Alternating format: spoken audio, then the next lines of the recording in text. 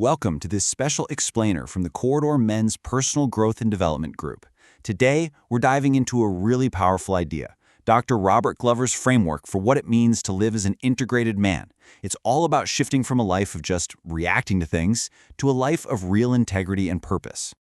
So we have to start with this quote because, really, it's like a mirror. It just forces you to look at your own patterns and ask a pretty tough question. Are the results you're getting in your life, are they the ones you actually want? And if the answer is no, well, then you know deep down that something has to change. This is our starting line. All right, so here's our game plan. First, we're going to break down what's called the unintegrated state. Then we'll map out the path to integration. After that, we're going to tool up for mastering your inner world, then get into the nitty-gritty of taking decisive action, and finally, we'll put it all together to see what it really looks like to be living with integrity. It's a full journey. Let's get into it. Okay, let's start at the beginning. The unintegrated state. To really get this, we have to understand what Dr. Glover calls our first-order reality. This is kind of our default setting, that reactive, almost automatic way so many of us go through life without even realizing it. Now take a look at this diagram. It lays it all out perfectly. Down here, in the first order, our anxiety is basically run by our lizard brain, right?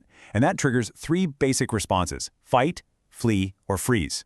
Glover says this shows up as two main archetypes. You've got the AJ, the angry jerk, whose go-to is fight. He gets aggressive, he's controlling, he tries to muscle his way through. And on the other side, you've got the WD, the Wimpy Dweeb, who represents flee and freeze. He's passive, he'll do anything to avoid a conflict, and he can get kind of manipulative to get what he needs without a direct confrontation. So you might be wondering, what's behind all this? Well, the core problem is a concept called fusion. Fusion is what happens when you kind of lose yourself by blending in with everyone else's needs, their wants, their anxieties.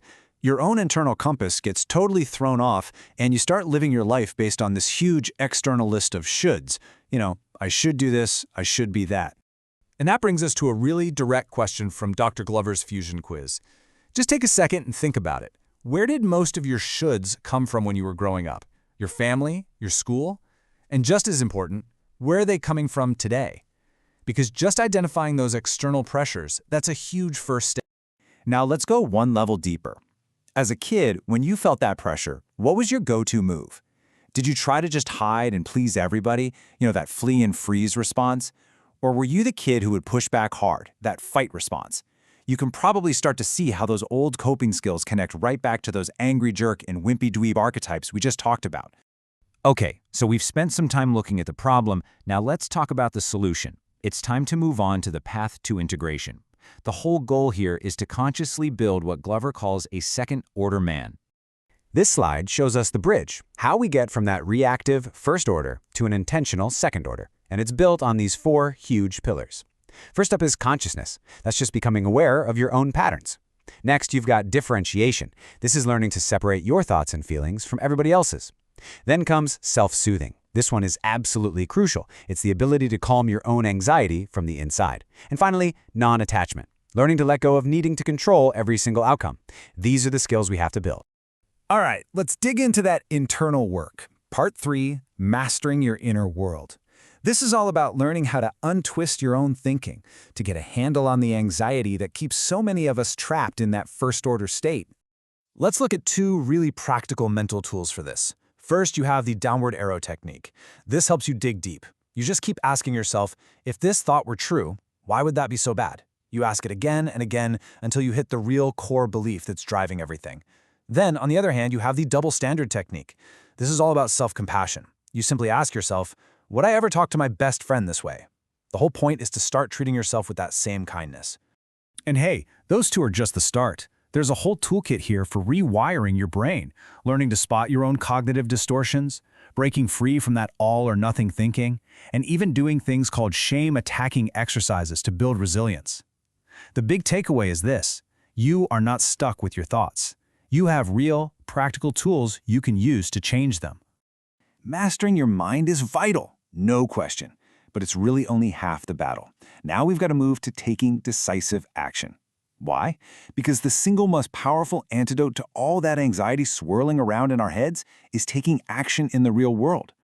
This quote just nails it, doesn't it?